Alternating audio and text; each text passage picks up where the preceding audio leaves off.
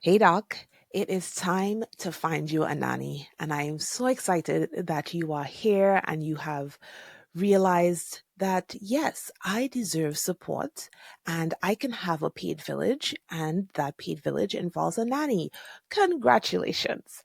But I know it can also be very overwhelming. And yes, you can join the nanny physician group and ask a bunch of people, but it's still a lot of information. So I'm going to help you find and hire your nanny in 5 easy steps. Yes, 5 easy steps. So let's get into it and get you some help. All right.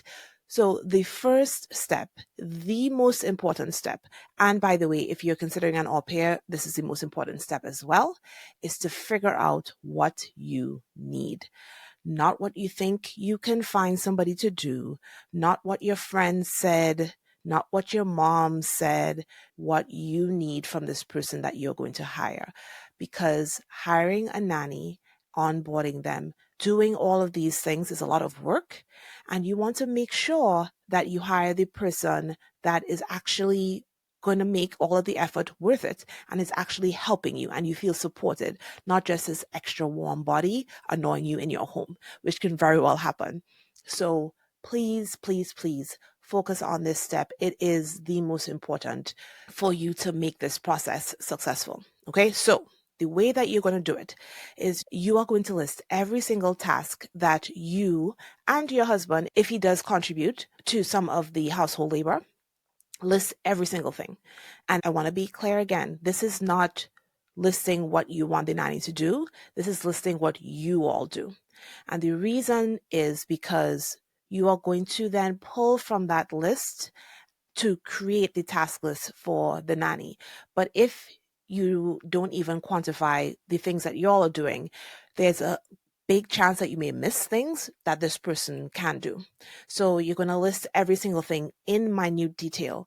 So for example, if you say, take my son to soccer, that's not enough detail. You want to say, who's packing the bag for soccer?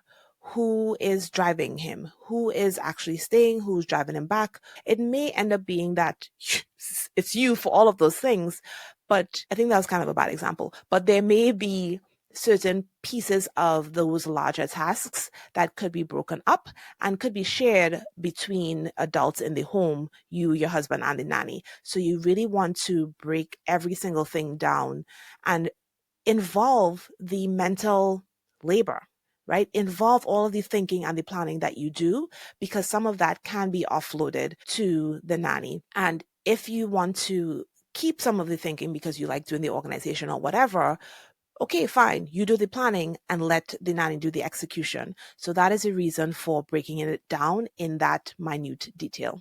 So after you have your very comprehensive list, look at it and say, damn, I'm doing a lot. And I'm so glad that I listened to Dr. Toya and I decided to hire help. And then what you're going to do is review that list and see what doesn't need to be done by anybody. So yes, I'm going to sneak some of my coaching in here. This is not just about you hiring a nanny. This is about you optimizing your life. So, are there things on that list that nobody needs to be doing? Not you, your husband, not the nanny, nobody. And only you can answer that question. If you're like, no, everything has to be done, let's do a free coaching session and talk about it because I'm sure I could find something, but I digress. See what just needs to go and take it off, doc. Because before we start delegating, we need to really make sure we are spending our time where it needs to be spent. Okay. So after you have your list and you're like, yes, this is the stuff that needs to get done by somebody, you want to see what actually brings you joy. What are the things that only you can do? So now you're getting into what can this nanny take off of your plate? And you don't want to take off things that bring you joy. This is not a replacement of you in the home. This is not you delegating away the connection with your children. This is delegation of the work. So you delegate the work and keep the connection. So if you enjoy cooking, please keep it. That is your love language. Don't delegate that to the nanny. However, I want you to keep your mind open, because if you do in fact love cooking, but because of your work schedule, which you're going to work on, but it can't change right this second, cooking has become something that you no longer enjoy because it's another task that overwhelms you when you're trying to rush home from clinic or whatever. Maybe have the nanny do some of the meals. Maybe have her do the meals for the children and you cook for you and your husband. Like, see how this person can help you get joy back in those tasks that you actually love doing, right? So it doesn't have to be an all or nothing. This is time to be expansive and creative to get the support that you need and that you want. Right? So once you have those things, the things that you love, the things that only you can do, which, Doc, are actually very few. There are a lot of things that you think only you can do, but that's not true. Again, I digress. So you know that those are the things that you're going to keep, and then start evaluating everything else. Okay, so these are all the things that I want to get off of my plate.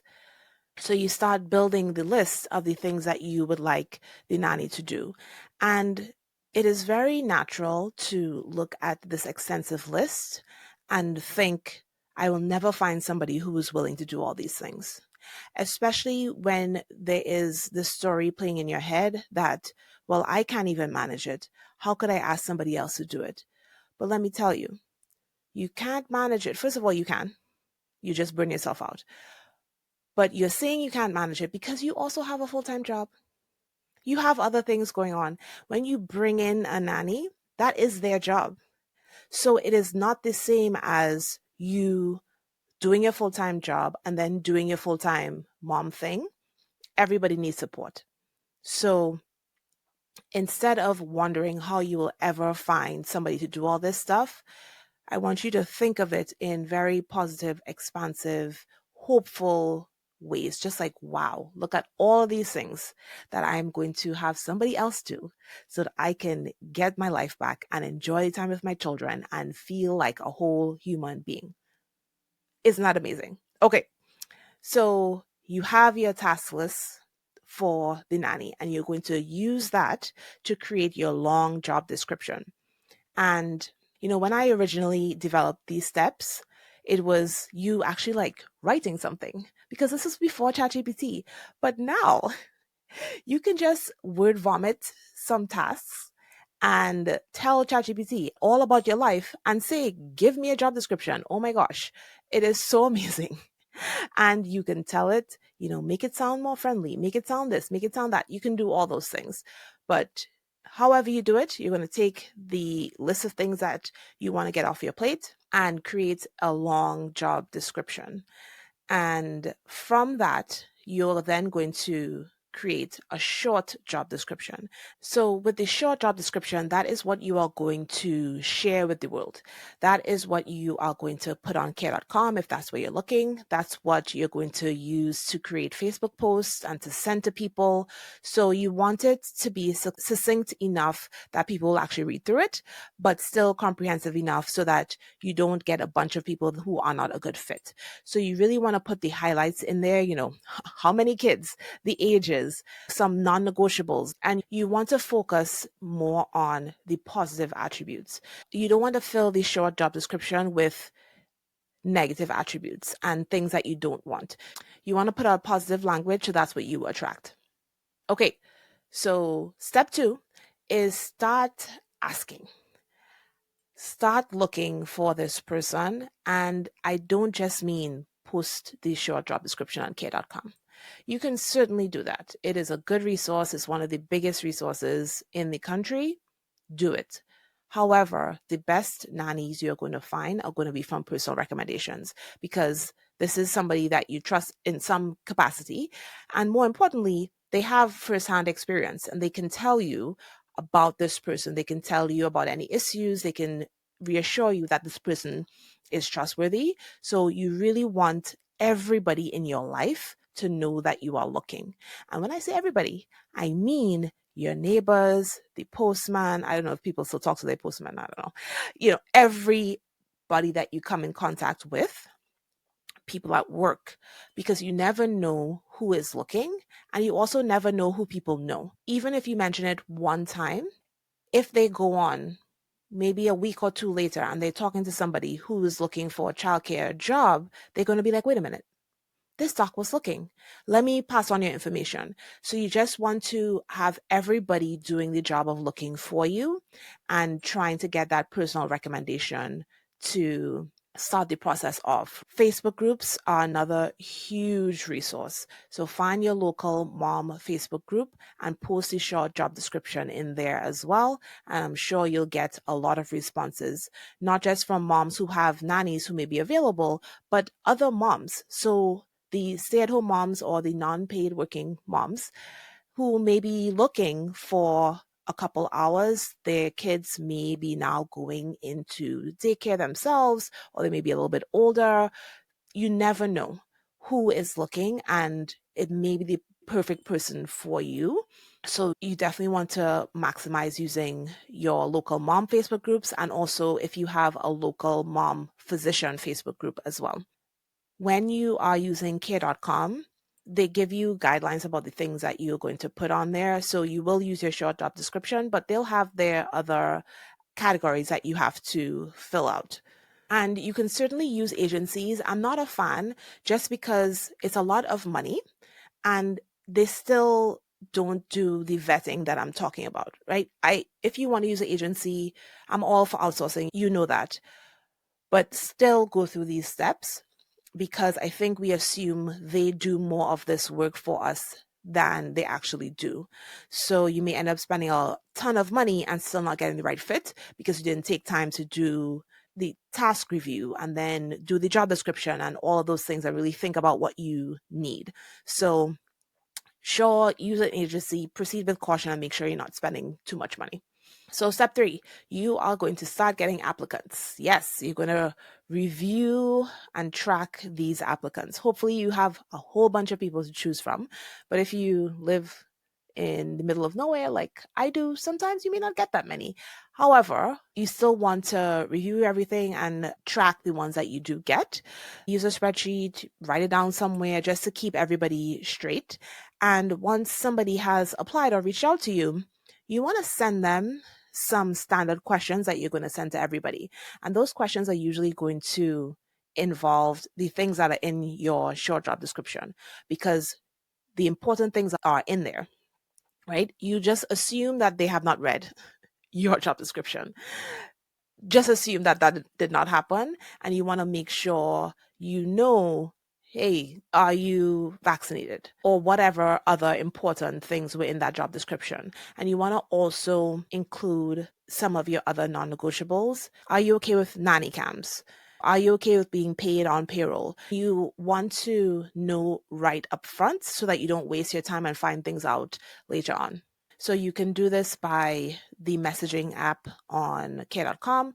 You can do this in DM Facebook, by email, text, whatever. But you want to make sure you get those questions answered so you're sure that it's worth moving on. Once you get those questions answered, go ahead and send them the long job description so that they have a full idea about what the job entails and if it's a good fit for them. Then, once they have read the long job description and said, yes, I'm still interested, you all move on to the next step. Step 4 is interviewing and vetting. You're going to start with a Zoom interview. And in that Zoom interview, use standard questions that you're going to ask every single person who you interview. And you want to make sure they're questions that are really going to help you understand this person's experience. So not, do you like kids? Tell me what types of activities you will do with my 3-year-old. Because if this person really has experience, they're going to know what to say. And if they don't, they're going to be like, well, we will go to the park. And that's it, right? So you want to make sure you ask open-ended questions, deep questions, and very specific questions that are going to be important for the things that you need and also for childcare in general. And all of these steps, doing the job description, having those initial questions, doing Zoom interviews first, it decreases the amount of work on the end because it screens out people that are really not a good fit very easily, because you are constantly asking questions and whittling and confirming that this person is what you need and want. And you don't bring somebody in your home or meet somebody that really just isn't a good fit. So once you have a good Zoom interview, you've asked all the questions, you're like, okay, I think I think we can move on. Do a quick Google search and make sure this person's not a mass murderer and they're not in the news for something. You don't have to go through a whole background check at this point, but just Google is your friend. And once they check out, you want to invite them for an in-person interview. Now, some people don't like to have them in the home quite yet. That's adding on a different step if you meet them somewhere and then meet them in your home, because I do think in the home with the children is important. So it's up to you. But meet them in person with the children around. You can ask more questions about some of the things that you talked about. Again, it's good to ask the same questions multiple times just to make sure you get the same answers. And then importantly, see how they interact with the children and see like, okay, I think this is somebody that we can work with. And also, if this person is going to drive your children, this will be a good time to test out their driving. So go for a drive with them, make sure you're checking to see if they have any accidents or anything like that, and make sure that they are safe drivers. And then the last part in this step with the interviewing and vetting is to call references. Please don't skip this step. You don't even have to talk to these people for long. You can text, whatever. You want to make sure you ask at least 2 questions. Why did you part ways, and would you hire them again? Those 2 are going to tell you everything that you need to know if this person can be trusted. And step 5 is you make an offer and you actually onboard this person because you have found your nanny. And congratulations for getting to this step. You want to make sure that you have a contract, not because it needs to be legally binding or anything like that. It says in paper what the expectations are, especially for things like vacation. You don't want any confusion about time off, sick leave, all of those things. And you want to make sure that you have it in writing, they have reviewed it, and they have signed that this is the case. I would also recommend things like you agree to get vaccinated and things like that, that are your non-negotiables that they agreed to. You just want to make sure that everything is in there. And once you have made the offer, you want to do the formal background check. This is something that you're going to need permission for. So they have to actually sign something for you to do a background check. And there are agencies that handle that, and you can just pay the fee or whatever. So once they have signed the contract, you want to set up your payroll, and you can try to do it on your own if you like, or you could just pay a payroll agency, which I recommend because they will help you with withholding the taxes and just keeping that part of it clean and tidy. And then you actually have to onboard this person. So please don't throw them into the fire. This is not residency. This is somebody coming in to take care of your child. So hopefully you can be home with them for some overlap, but I understand that's not always possible. So you definitely want to have a handbook with extensive instructions, not in a micromanaging way, but in a supportive way. It's just like I have taken the time to tell you about our family, the things that I expect, so that we can both be successful. Because one thing that causes a lot of discontent between childcare providers and their employers is mismatching expectations and things that are unsaid. So if you have this handbook at the beginning, you review it in detail, and then you let her read it, make sure if she has any questions, you answer them so that everybody is on the same page. And if you have that time to overlap, perfect. You can show her exactly how you like to do things and just set the tone for the relationship ahead. And the onboarding is great. The longer, the better, but it is not the end. Please continue to meet with your nanny regularly to thank her, one, to make sure she doesn't have any concerns or questions, and to also address your concerns and questions. And I said that in that order for a reason. You always want to start with gratitude. Dr. Alexandra talked about this when I interviewed her for her episode. Childcare is really a thankless job, just like motherhood sometimes. So you really want to express how thankful you are that this person is here supporting you, even if they're doing something you don't like. You want to make sure that they are getting more than negative feedback from you and that you are expressing your gratitude, because even if you're annoyed, chances are you are grateful that they're there. You just need to work on some things. So, gratitude often, and giving them a safe space and environment to address any concerns that they have. And then, of course, you don't settle, right? You can give feedback, you can review things that were a problem during this time so that you both have a successful relationship moving forward. And that's it, Doc. 5 easy steps. You got this. So, number one, figure out what you want and need. Number two, ask around. Who is going to help you find this nanny? Number three, start tracking and reviewing all these applicants and making sure that you send them your non-negotiable questions. Then you want to start interviewing and vetting them. And number five, make an offer on onboard. 5 easy steps. And if you're like, Dr. Toya, that sounded like way more than 5 easy steps. I know it still sounds like a lot. And that is why I have the checklist for you that goes over all of these things in detail so that you can just check everything off and keep it as simple as possible. So the link is in the show notes for this episode. If you're listening to this episode a long time from now, check out my website. I've had this checklist up for a long time in my socials all over the place. It is one of my most valuable resources because it really does cover everything that you need from beginning to end in a very quick and easy way, because that's what we need. We need to make this easy. So you have this episode, you have your checklist, and maybe in the future, there may be a quick course that you can download from my website that will go over everything. If you're like, I need more detail on some of these things, maybe that may be coming as well. Because how do I find a nanny? Where do I find them? What do I do? These questions come up all the time in our circles. And I just want to make this as easy as possible because I get it. I know how overwhelming this could be, especially when you didn't even really want to hire a nanny in the first place. And now you've decided, and it's just like, well, this is too much work. You see, this is why they want to do it anyway. So I want to help you get over that hump so that you can enjoy having somebody there to help you and to take away the work of motherhood so that you can keep the connection.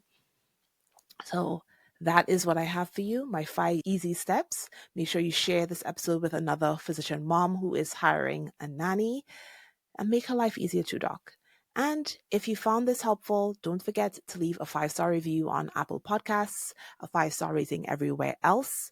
Make sure you follow and subscribe and do all of the things so that other physician moms could find this podcast and feel a little more seen and a lot less alone and a lot more supported because they have all of this amazing information to help them live their best lives.